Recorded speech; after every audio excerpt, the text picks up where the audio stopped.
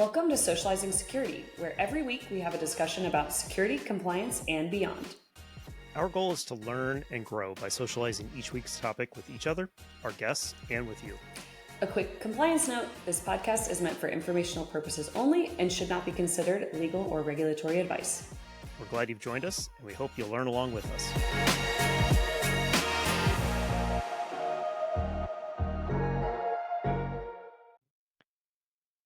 Welcome back to another episode of Socializing Security. We've got chainsaws in the background. We've got some public good discussions to have. It's going to be a fun time. Milu, why don't you tell everybody a little bit about Tracy? Yeah, we'll be speaking with Tracy Doaks on this week's episode, and we're really looking forward to having her. She has a diverse and very interesting background. She's kind of jumped around between public and private sector. So she started her career at Accenture and then went into working in the public sector, working for the Department of Revenue, and then she went into healthcare, working for Blue Cross. From there, she ended up becoming a CIO and worked again back with the Department of Revenue, and then went back into the private sector. So she kind of ping-ponged around. And then she actually was the state CIO for the state of North Carolina before joining MCNC, where she is now the president and CEO of that organization. And I'm sure we're going to get into their mission and kind of what type of work they do when we bring Tracy on. But again, fascinating background where she was really able to grow between kind of public and private. And I'm sure she took great experience and expertise from both of those. I think seeing both sides is really helpful, and she's really kind of alternated between the two. So I'm really looking for the conversation. I think we're going to dive into some really interesting topics today. Yeah, her background was definitely an attraction for us to get her on the show, and what she's doing today at MCNC I think is going to be really fascinating as well. So we've got a robust agenda. So should we bring Tracy on? Yeah, let's do it. Okay. And we're back with Tracy. Tracy, why don't you give our audience a quick introduction to yourself and kind of what you're up to? So my name is Tracy Doaks. I am the president and CEO of MCNC. I previously worked as the state CIO for North Carolina and the deputy state CIO under two governors, and I've worked in and out of healthcare. So I've been in private and public sector and private nonprofit pretty much my whole life. I am an obnoxious graduate of North Carolina State University and College of Engineering. Go Pack. I always have to throw that in. So with the work that we're doing now and the work that I'm very focused on at MCNC is two things. One is broadband and providing connectivity across the state, and the second is cybersecurity. And interestingly enough, those were the same two priorities I had under both governors that I worked for. So it was a very natural progression from public sector to private nonprofit with a lot less red tape and more agility.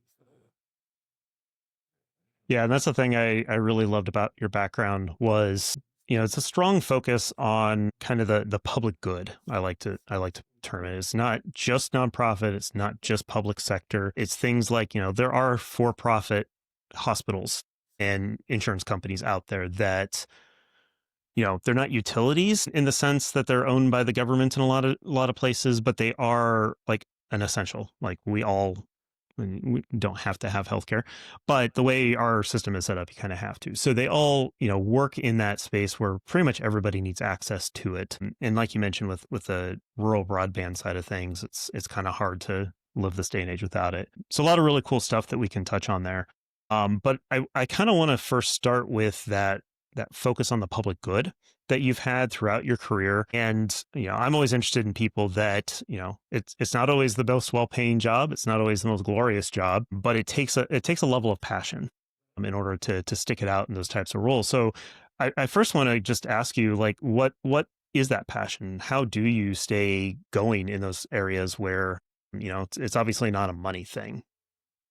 No, and it's never been a money thing for me. I like doing the work that I like doing. Several years ago when I was at Blue Cross, I did a test, Know Your Strengths.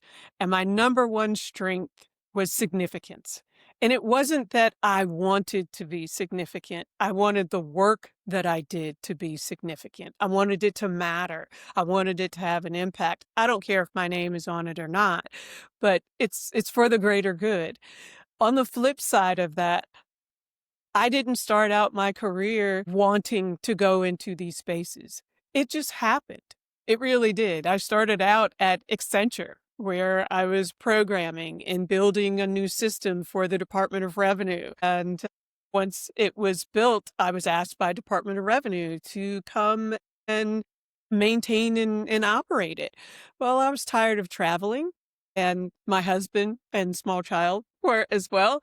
And so I wanted to come back home. I had no idea that this is the career that I would have from that first foray into public service. And once I did and started to understand what public services and state government and nonprofits mean to citizens and residents of a state, it not only puts a lot of pressure on you to perform, but it helps you understand the impact that you can have to change things. And that was really important to me, even from a really young girl, where I always wanted to, it wasn't that I wanted to be a superstar, but I wanted to do something meaningful and I wanted to do something big. I just didn't know what that big was.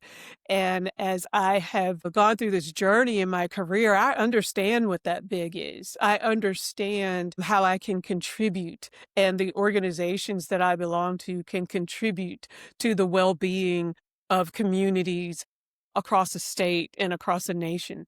So I don't think I always set out to be a public servant in the beginning. At Department of Revenue, after a while, really starting to understand how not just technology for the sake of technology, but technology to help citizens. And people were just getting online and e-commerce and wanting to pay their taxes online and what that meant. And as a technologist, trying to understand how we do that in a way that helped people understand, and in an equitable way, so that people that didn't have all the right equipment could still interface with the department. How do we still do both of those things? And then, of course, over time, the gap started to close, where now it's mostly online and very little of it not online and paper-based, which can still be distressing for older populations or rural populations where they may not have all of the connectivity and equipment that they need to still interface with government entities and online. And healthcare, I think, was kind of a fluke. So I'm going to tell you something that is not a brag or a flex at all. I have not applied for a job in a very long time. More than likely, it's been someone coming to me and saying, "Hey, I think you'd be good for this."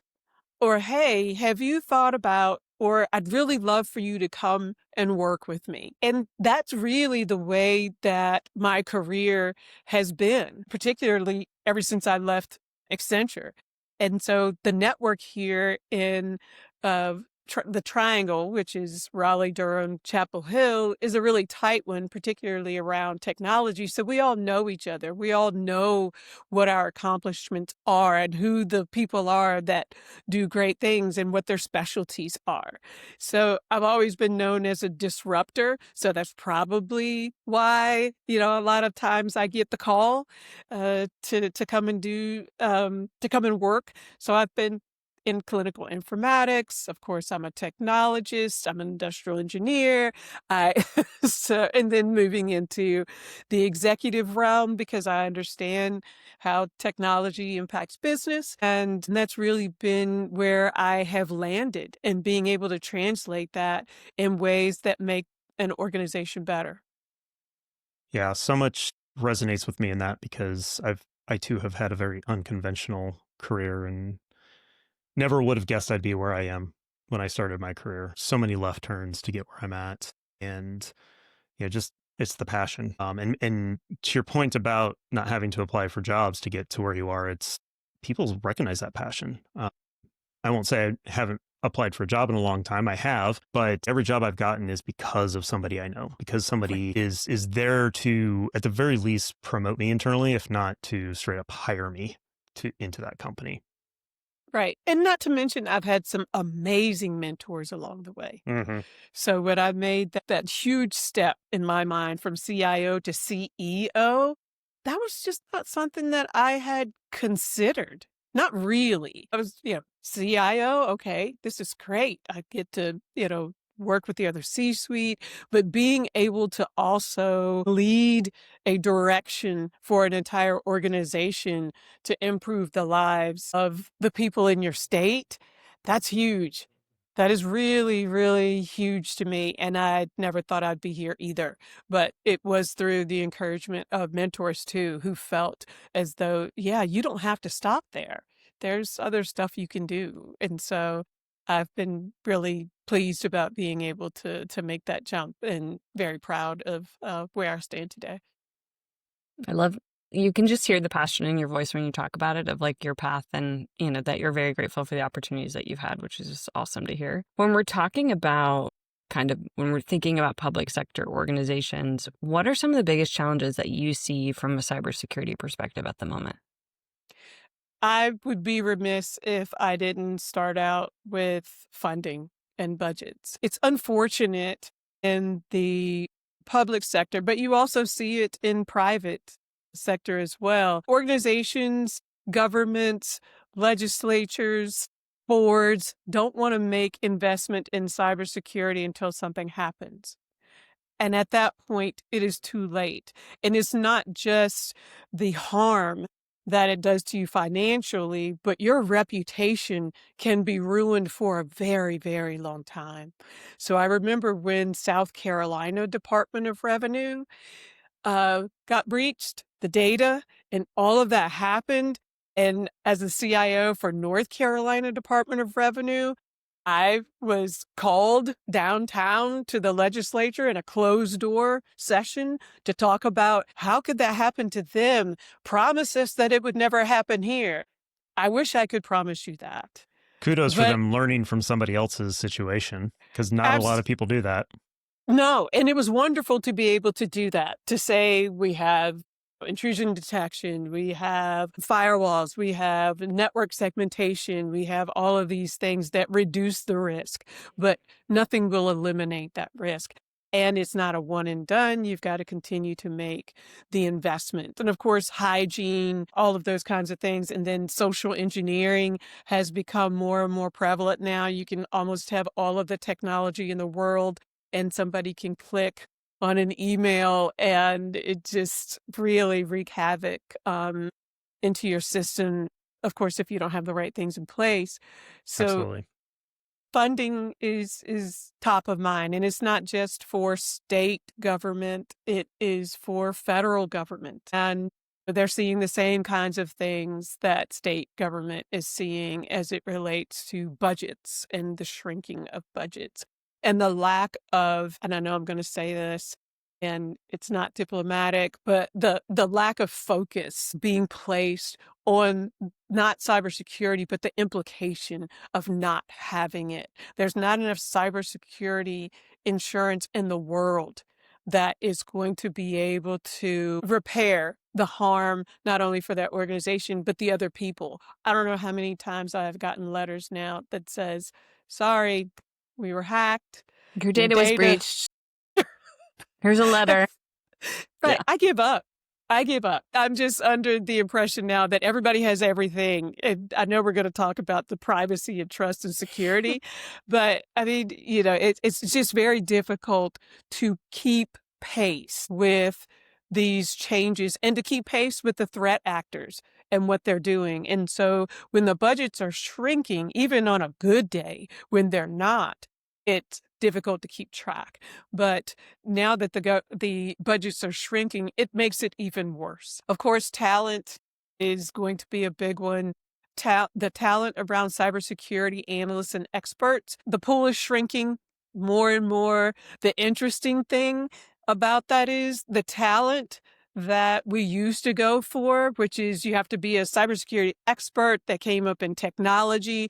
You're seeing the pool broaden into you could be an attorney that has a specialty around cybersecurity when you're talking about privacy. You really can get lots of people from lots of different areas rather than the traditional, you have to be a technologist that grew up and spoke cybersecurity your whole life. And even if you go to some of the universities now, they're still struggling to figure out, hey, we can't just have cybersecurity courses in computer science. We're going to have it in the engineering courses. We're going to have it in these other courses because it's meaningful.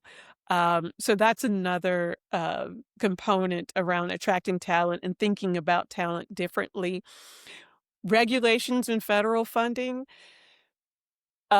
Regulations we'll probably talk about a little later, but that balance between privacy and security. We all want privacy, but then we want to use Apple Pay and we want to be, Want it's the convenience, right? A factor. And I'm guilty as charged because it's We've easy. talked about that a lot. Yeah, because it's fast and our lives are fast and they're full and you just want to be able to go and do more meaningful things that matter to you. But there's a risk that you run in doing that. And so the federal funding, where previous administrations made those kinds of investments to ensure that states were secure, the current administration doesn't feel that way. A lot of that is being pushed back down to the states to provide those investments. And many of the states weren't prepared for that. The Center for Internet Security, for example, ran the multi-state information sharing exchange where all of the states provided information to this one repository that got shared back out. They also had information from all of the 3-letter federal agencies so that it could be interpreted and sent back out and to provide these warnings and threats to other states and local governments so they could prepare themselves. And it was free. Well, there's been a pullback on that, and now it costs money to have those kinds of subscriptions. So many states are trying to figure out how to build their own ISACs that will no longer be sharing with each other, which, by the time, and I'm going to get on a soapbox for 5 seconds, by the time every state builds their own information sharing, they could have all collectively paid for the subscription for everyone. That's going to be what's going to really happen. And states aren't going to want to share with each other based on voting lines and administrations and things like that, which will make it even more difficult because cybersecurity is not a partisan thing. It is something that should mean something to all of us. But those are the things that I see that will continue to be complex barriers to really good cybersecurity within the U.S. and particularly within the states and local governments. Yeah, that the federal funding aspect of things is really interesting because Milo and I have talked many times about security being a team sport. Like everybody has a role to play. There's nobody that's immune from it. If you're ignoring your role in it, then you're going to be the place where the breach starts. May not be responsible for it. I'm not a victim blamer when it comes to that side of things, but they just need that one person that's not paying attention, that doesn't think about, oh, that email or that text message was not really designed for my good. So when I think about the fact that like the states are all collectively working together, they're sharing information, hey, we just saw this denial of service attack. Anybody else seen this? Yeah, I saw this too. And then the state that's in between the two of them are like, maybe I should go look at that too. To me is such a powerful advantage that, in the corporate side of things, we don't see that because generally they're like, well, you're a competitor. Why would I share any information with you? Whereas these states generally at that level don't feel that way. And to lose something like that seems like, is a pretty massive step backwards and is kind of an unfortunate fallout to hear about.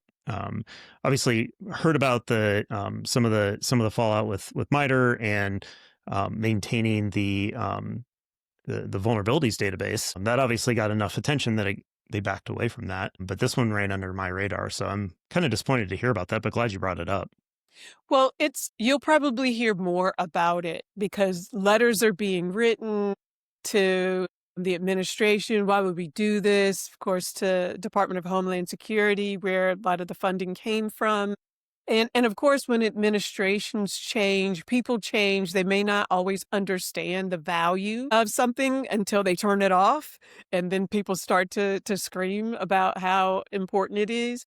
One of the things that I also do that is not part of my day job is I sit on boards. I sit on nonprofit boards to contribute, obviously, my expertise and skills, but to talk about cybersecurity and how important it is and to make a difference. And so I am on the board of Center for Internet Security, and I joined that board right after I left state government because I knew the value that it had for the state of North Carolina and the other states across the nation.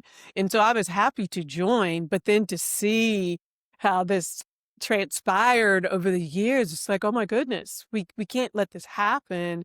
And for my own state CIO here, for she and I to have conversations about, so what do we do now?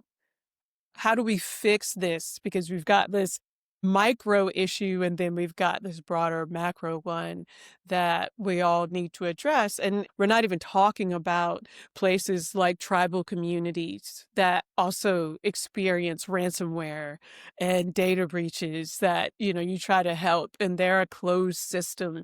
You had National Guard that goes out into these places, especially with state governments and local governments, to try to help. There'll be less funding around for them to be able to do that. And their forensics, bar none, is better than anybody else's because of their experience, because of the data that they have access to. We used to have yearly exercises with the National Guard, the elections, where the National Guard was present on site, collecting all of this information to help us all understand, Wow. where the risks were. And so I'm curious to see where this lands us. I pray that it doesn't get worse before it gets better, because we all, as taxpayers and citizens and residents, will suffer because of that. Sorry to be doom and gloom. I felt like that was really Yeah, the sad part about talking cybersecurity on a weekly basis is that it slips into that because you kind of have to understand the worst case scenario so that you can plan for it. I've done a lot of DR planning in the past, and it was always like, okay, let's talk about the worst possible thing that could happen. Let's talk about a tornado going through town and hitting 3 of your 5 houses. Who's showing up to deal with this event? You hate to put everybody's families in danger to make a point, but you got to understand what the worst case scenario is, and if you're going to be prepared for it. And that's what all of this is about, is preparing for that worst case scenario. It is. And the landscape just changed so quickly Yeah. that I think we're all in the throes of it right now to figure out how we find our way out of it. Yeah. And it seems like that network that got defunded is the very thing that you need in order to deal with the fact that it's being ripped out from underneath of you. The ability to talk amongst the peers across the country very easily is the very thing that you need to all recover equally from it. Surely. So we've talked a lot about the operational aspect of things, but I know from earlier conversations, we both care about the why aspect of things. And a big part of the why is digital equity. It's making sure that people have access to the technology when they need it to be able to do the things that they need to do. In healthcare, for example, it's super obvious. Like, Right. if I want to get my test results, I got to log into a website. More and more paying taxes, like renewing my driver's license. In my town, the DMV is open once a week. And that means everybody in my county is going there at the same time. Oh my goodness. Yeah, it's a little bit of a nightmare scenario sometimes. We've actually found going to the next county over is the better way to do it. But they also allow us 2 out of 3 cycles of renewal for our driver's license to just do it online. And so that ability to go in, if I go in there and I'm able to do that online, is a huge difference for my life. And, if Milu for some reason can't do that and she's got to go in person, she's a step or 2 behind me now at this point. And to me, that's what equity is about. It's not about making sure everybody has the exact same opportunities. It's just making sure that not having access to the internet, for example, isn't something that's going to hurt somebody, to not allow them to grow at the same level I would.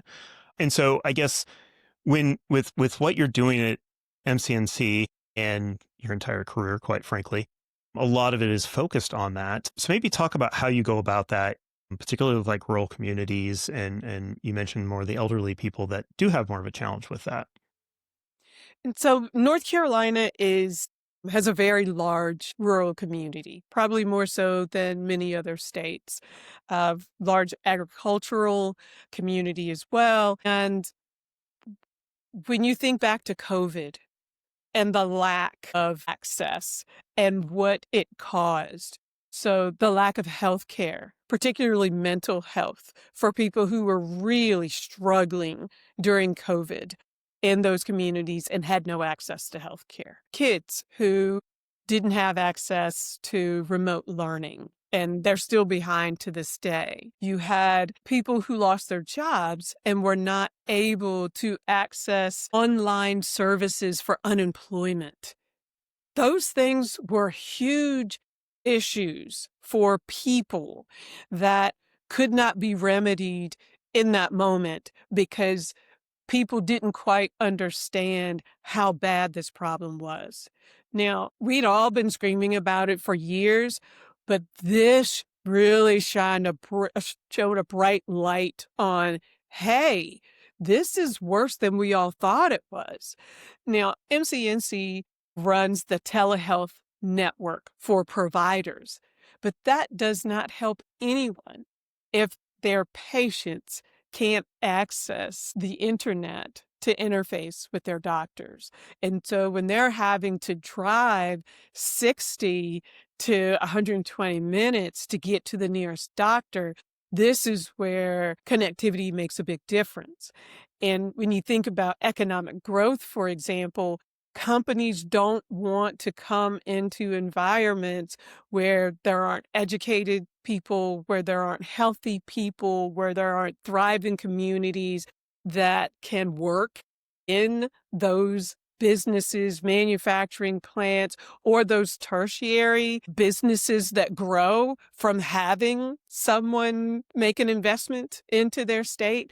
All of these things require connectivity.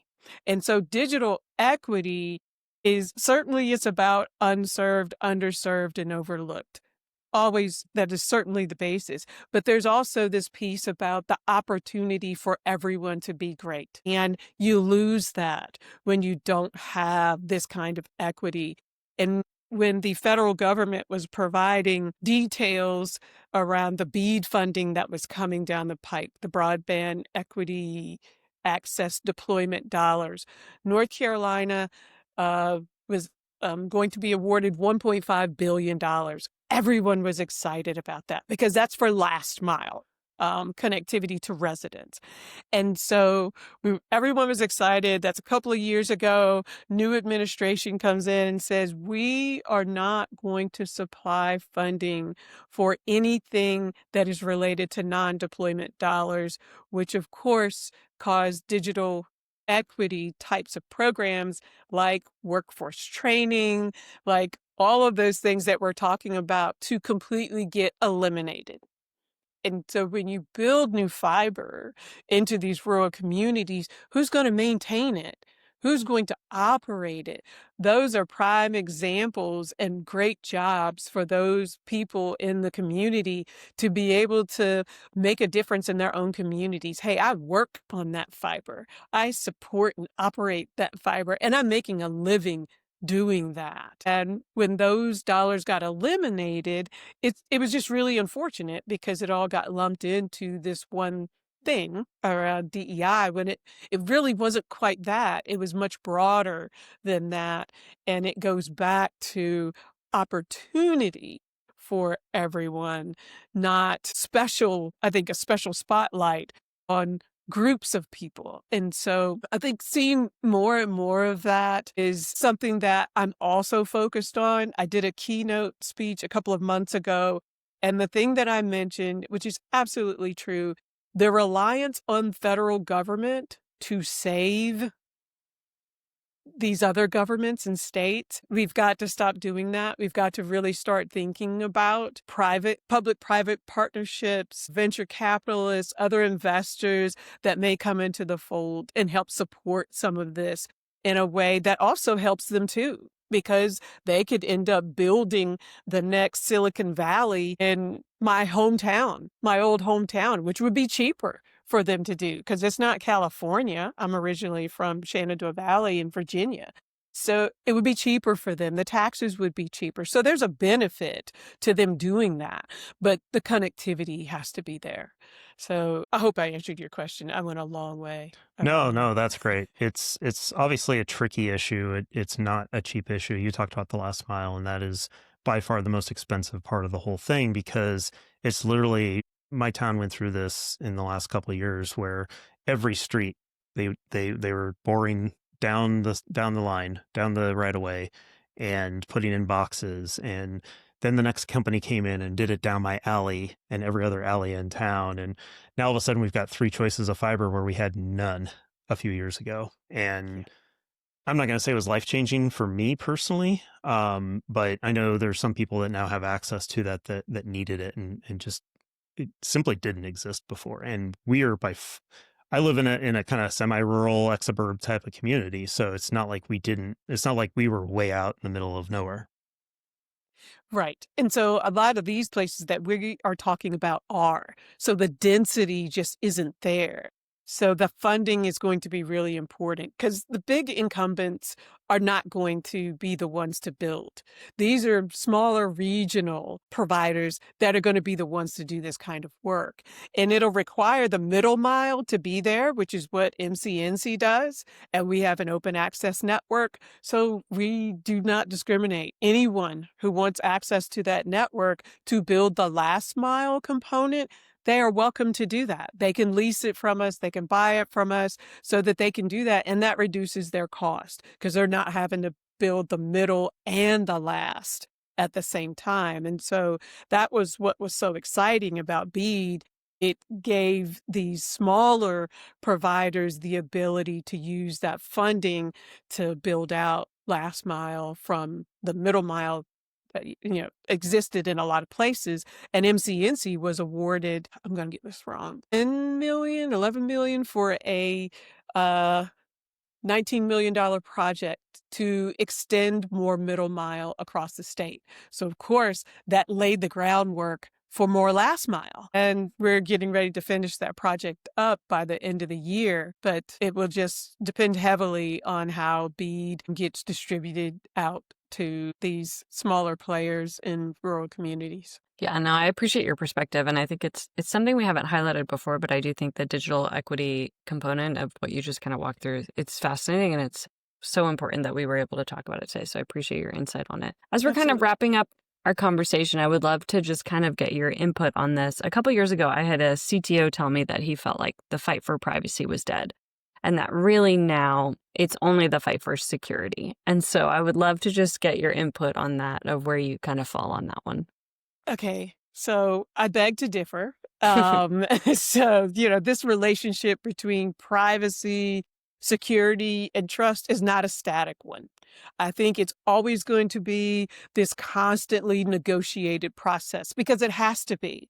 As I mentioned earlier, we're going to want more and more privacy, and states are going to pass their own privacy laws. Each state's going to do that, which helps consumers, but then it lessens the ability to have a universal, right, law and compliance for, technology companies that want to be able to adhere to compliance issues. And so the privacy piece of this, I don't think will ever die. We're always going to want more privacy, but we also are going to want convenience. And that is just, negotiating that as times get more and more complex around cybersecurity and the risks around cybersecurity. There's going to be a continued tension there between people who want privacy and people who want to bypass privacy. And so what we're going to see, in my opinion, is this tension, but this compromise that's going to really shape where we land in the world of privacy, security, and trust. Because if I can't trust you to hold my private data private, then I'm not going to want to work with you. I'm not going to. And that becomes a revenue profit conversation that has to be negotiated. And so, it really does feed into financial aspects and the economy. I do think there are a lot of companies that are pushing the envelope around data and privacy. But on the other side of that, you've got stronger organizations that are pushing back. And when you see that in the legislature and in Congress, you can't deny that privacy is dead. You can't say that it is dead. It is going to continue to be an issue because people still hold their data dear. I think it would be a long time before privacy is considered dead, in my opinion. Love it. Great. Yeah. And I'm ready to arm wrestle that CTO that told you that. Love that. Cool. Well, Tracy, it's been a pleasure. Really appreciate you joining us for this conversation. It was great socializing with you. I hope the audience agrees with that. If the audience does want to continue the conversation with you at all, what's the best way to reach you or to be able to learn more about what MCNC is doing? So many ways. Obviously, LinkedIn is an easy way because you're directly linking to me and send me messages, and I respond pretty readily to those. Of course, you can email me at tdoaks@mcnc.org. I have a podcast that I run on a regular basis that includes technology innovators in our area. We talk about construction, we talk about cybersecurity, we talk about connectivity. So that is MCNC Community Connect. So you can find that at mcnc.org or Spotify or wherever you get your podcasts. And of course, mcnc.org. You can see what we're doing and how we're progressing. There's a CEO corner if you want to see what I've been doing and where I am, and so that you might come and introduce yourself and I can learn more about you. Those are great opportunities to do that as well. I love meeting new people. Great. Well, I hope everyone takes advantage of those opportunities because there's some really great stuff there, and we've really enjoyed socializing with you, Tracy. So thank you again. I have as Thanks, well. Tracy. Thank you for having me. Absolutely. So, as we promised, a lot to talk about with Tracy. All of it really, really awesome. We're here to socialize with people and to learn, and I definitely learned quite a bit talking to her. Milu, why don't you share what you thought about that?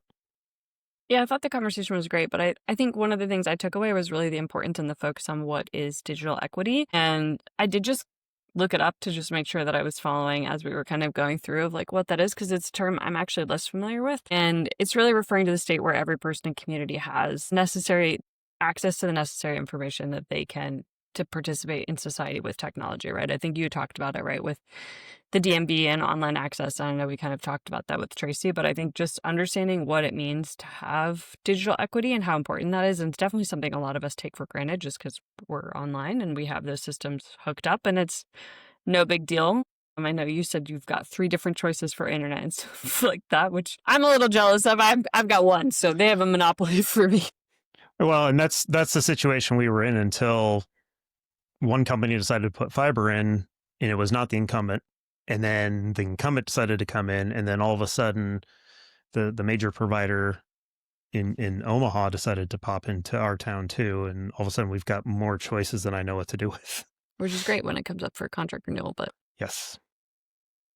But yeah, I mean, I think it was just interesting to talk about the importance of digital equity. I did also think it was interesting to hear how that kind of got lumped into some of the DEI initiatives that are going through. And I'm guessing it's just because it has equity in the word that's been kind of lumped in. And so that there's less funding and focus on that at the moment, which is disappointing to hear. But I do hope that the work that her team is doing at MCNC is continuing to kind of push that forward. And I think it was really interesting to just learn a little bit more about that. Yeah. I love that part of the conversation because that I live in a rural community, so I see it. She mentioned COVID and people getting access to stuff digitally, and we saw it. I was helping with our local school district try to make those adjustments and try to get everybody on a level playing field. And sure enough, it was never completely level. And so it was kind of right up in front with people that you see at the grocery store type of thing. Like not everybody had the same level of access. For me, it was kind of hard to ignore that fact. And I don't think it's necessarily gotten any better from that perspective either.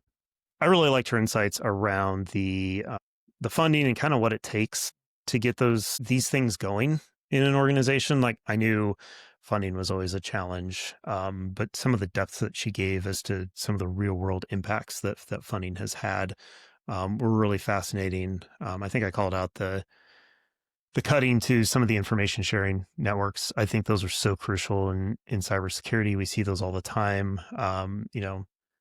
The cybersecurity on, what used to be on Twitter. I think it's now more moved over to Mastodon than anywhere else, where people just, hey, this new vulnerability is out there. This new 0 day is out there. Keep an eye out for it. It's just so critical these days to be tied into those types of networks, and to have that just ripped out from underneath of you is just, it's kind of mind boggling to me. I mean, the funding I can kind of see. I don't think it makes sense, but there's a thread of logic that some people think is logical, but to kill a program that's doing good, like universally, is just kind of blows my mind why that would happen. But yeah, that's why we talk to people to find these things out. Yeah, I think it was an awesome conversation. I learned a lot, and so I'm really grateful for Tracy and the time that she gave us today. Yep, it was super great, and we'll be able to bring her on again sometime in the future. We're getting to the point where we're starting to bring people on for a second time. So so many great people, and so with such deep knowledge that there's easily multiple episodes with everybody. So cool. Well, we appreciate you all joining us for this conversation. We hope you learned something along with us, and we'll talk to you on the next episode.